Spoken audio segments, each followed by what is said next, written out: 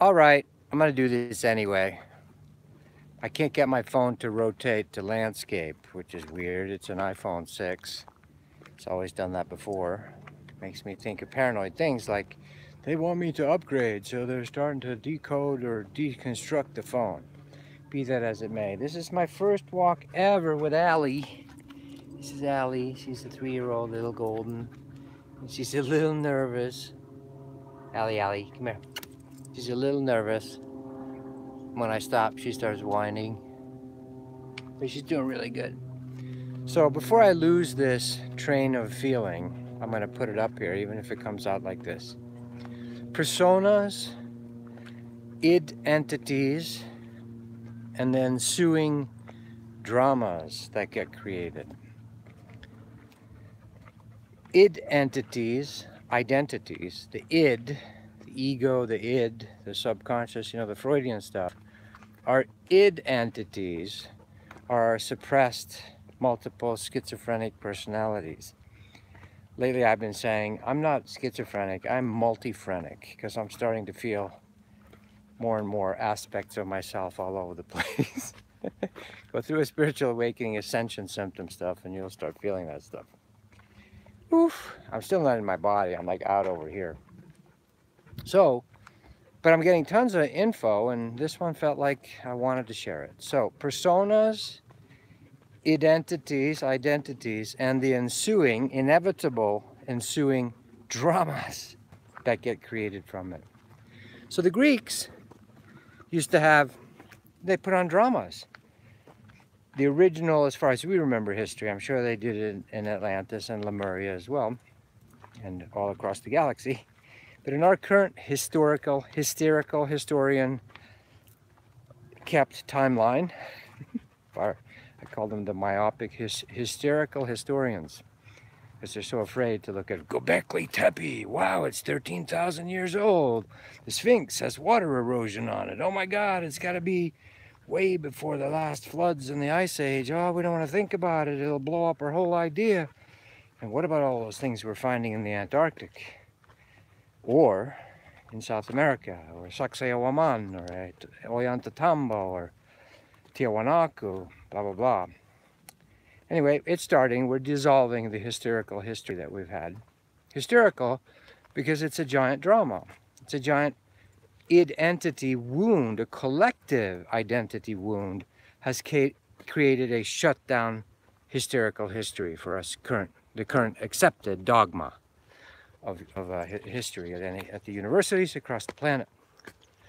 Although in India it's a little looser. They know Shiva lived 15,000 years ago and Krishna was 6,000 BC and so forth. But that we don't deal with that in the West. India's weird and they're just a bunch of poor people with weird old gurus. Let's not think about it. Even though there's temples there that are ancient.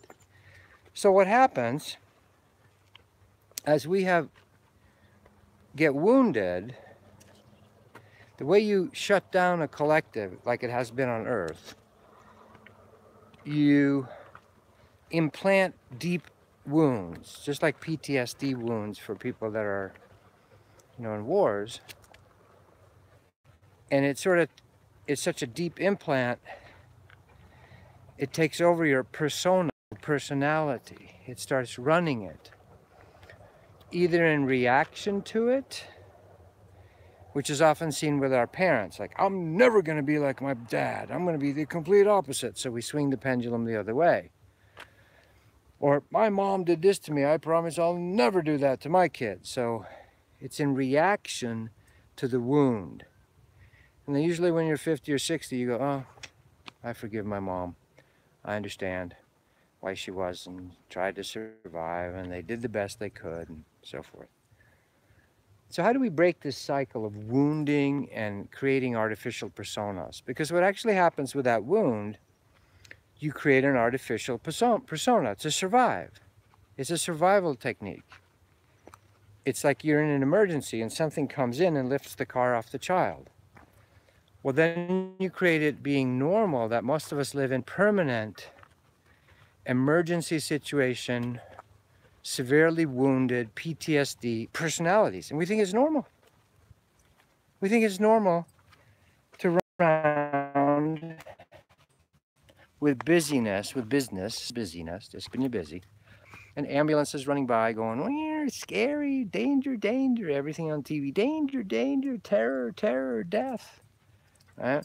To keep us in the wounded, freaked out position. Now, this little girl is come in a little bit that way. She's a little bit freaked out about being on Earth, which I can understand. Right now, she's whining and going, "Daddy, I need to go home." All right? It's a good example of it.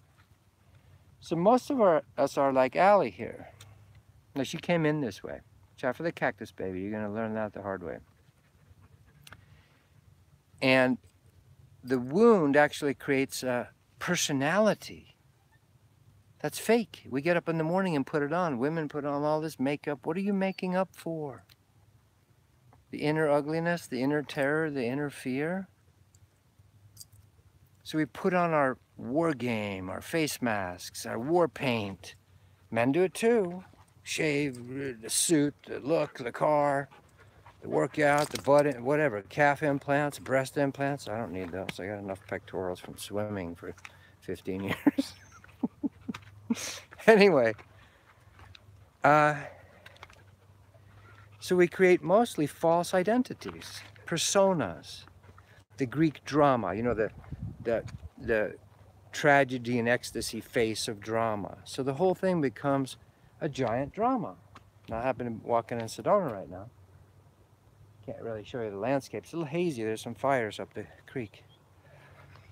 And so most people live their whole lives in this desperate persona. This id entity running them, or many identities. And we think it's normal. It's not normal. It's a suicidal race. Hurrying to our deaths is a chapter in my book. Listening to the Sun on Amazon, etc. So it becomes a suicidal race.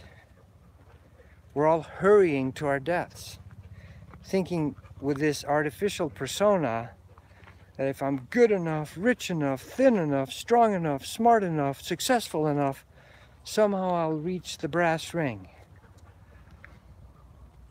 You know, and you can't get there because you're inside an artificial matrix that's doomed to death, and it should be. Anything artificial is doomed to death. Nature doesn't fight it, it cycles the energies still. We've infected nature some. Right now when I'm walking here in Sedona, Arizona, there used to never be any gnats or mosquitoes or anything. In Phoenix either. Nowhere in Arizona. There were bugs, but not these buggy bugs that bug humans and get in your ears and stuff. Well, right now they're all over me. And the reason we've created this, because we brought in cattle and cow shit and non-native species. And, but more importantly, and that's because we want to eat the burgers. We want to eat and feed and consume meat of other living beings. And the mindset of that, never able to relax or be the great I am that I am, or be still and know that I'm God. Ramana Maharshi would just say, who are you? Who am I? He tried to get people to stop. That's why he never went anywhere. He tried to give an example that you can just be and become fully, truly awake. We've created the bugs by our toxic mindset. You know this is true because if you ever drive into a city you've been driving in the countryside and all of a sudden you reach a city, the vibe totally changes. Everybody's stressed on the highway. There's pollution over the city. Outward pollution, outward bugs are a direct reflection of the unsettled, disconnected human mind. So we've created it now here in Arizona. Mosquitoes. Are you kidding? You think it'd be way too hot for mosquitoes. There's mosquitoes in Phoenix and Tucson. All those pools that everybody thought would give them paradise, a lot of them turn to green and just get, corrupt, full of algae, and they don't clean them. Mosquito breeding grounds. Because nature will adjust. We are the creators. So when you create with your thoughts, discomfort, you're not in comfort. Disconnect, you're not connected. You're running like a hamster to your death. We are. You create a reflection to help you hurry to die. Whether that's wars, it's a suicidal race. And it should be. It should be mortal. So these wounded personas go into fight or flight. That's only meant to be there as a temporary saving mechanism. Permanent fight or flight with your adrenals doing this and your cortisol levels going nuts, that's what creates that sloppy fat on all of us. And I have compassion for it. It's not, we're all learning. It's not judgment. But we've started to think it's normal somehow. It's not normal life. I was going to say, the only McDonald's, by the way, the cattle industry, there's a McDonald's in Sedona, and they're all famous. They're like proud of, we have the only teal, it's teal because it's spiritual town, teal arches in the whole world. And we got the variants from the autocratic Central Control Corporation, McDonald's, which is famous for total quality control, all because of this cattle industry. So what? It's still a doomed suicidal race. So we create these personas, we literally watch sometime and feel people when they're interacting. And just feel all the masks. It's all this presentation face. Fronting. You're fronting. It's a facade. It's fake. Don't be fronting. You're putting on a front. Where get real to heal and being authentic, author, AU, you've heard me talk about it. AU is the sign for gold. And it spells the first two letters of the word author. If you want to be your true author and truly authentic, AU means out of, AU, out of. Aum. The great Amen, the word, starts with AU. Author. You have to get authentic. And you've heard me say the greatest, weirdest little trick to survive on Earth. One weird trick to survive, to actually have some fun and connect. One weird trick is going to be to get authentic, to be real, get real. Because they'll increasingly, money systems, politicians, lawyers, priests, doctors, all of it. And in the midst of it, something new is being born. We're shifting from autocratic, centralized super control back to individual control, power to the people. The internet is helping with that. We're gonna, Bitcoin, etc., stuff like that. Come here, Ali, we're gonna go down here. So these personas, these identities, create huge drama. And they should, and the drama ends badly all the time. It ends in usually a horrible death for all of us. So the earth, the Tao, is no respecter of persons, personas. God is no respecter of persons. There's nuggets in the Judeo-Christian thing, but you have to really sift through it. God is no respecter of personas, persons. Your persona is a temporary, most of it's from woundedness and trying to survive desperately. I'll marry the right guy. I'll finally have 2 houses. Money is the big one, With enough money, you can buy other slaves and but then that's never satisfying. You're never satisfied. This little girl, her spirit, used to earth, I can't get her to be satisfied. We have to keep moving. This is the dog energy,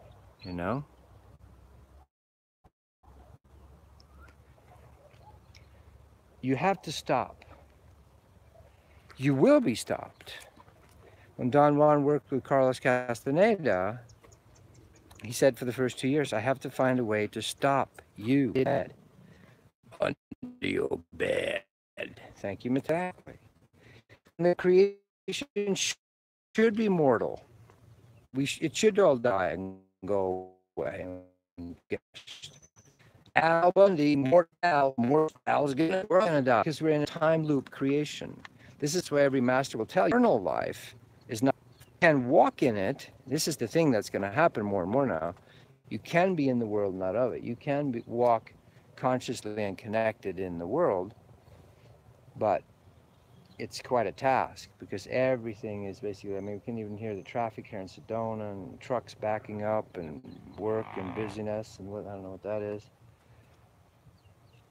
The hum of the death march, the suicidal race. So at this time on Earth, we're going to hyperextend it, like you hyperextend an elbow. We're going to push the bubble to the popping point of this suicidal culture, or consumer culture, or thinking that the outer can satisfy. And it has to happen. It's like getting brittle, you know, like bubble gum. You blow it to a certain size, you know, oh God, it's reached the end. It's going to pop. It's going to collapse. That's right where we're at. So it's going to start collapsing. You're finding your beyond your personas, your traumatized identities place is going to be the only safe place to this transition. And most won't. And that's okay. They haven't for thousands and thousands of years. But there's a chance for about 15% of the population, as far as I can tell, this is my opinion and my feeling on it. God laughs at my ideas, of course, and says, all right, you're having fun, Tobias.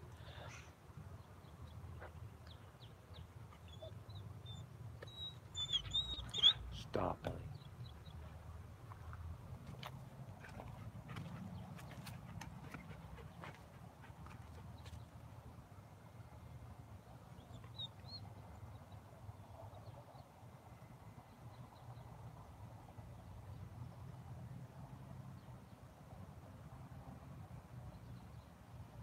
Okay, so the only safe place is going to be to find your inner space, whether that's Ramana Maharshi telling you, who am I? Find your inner space, Jesus, be still and know that I'm God, Yogananda, Kriya Yoga, you know, whatever it takes to connect, being with nature. Nature's pretty unspoiled still. Sitting by a stream. Chang Tzu, there was a quote my friend sent me today. The wise man knows that sitting quietly by a mountain stream is worth more than being emperor of the world. Same message as, what profited a man though you gain the world but lose your soul? Every teacher brings the same message. The message for the message. We're in the message. You've heard me talk about that. All right, that's it. So these watch sometime with yourself and others how you're fronting with these persona identities. Why? What are you trying to impress? What are you trying to create that hopefully is going to somehow magically take care of things?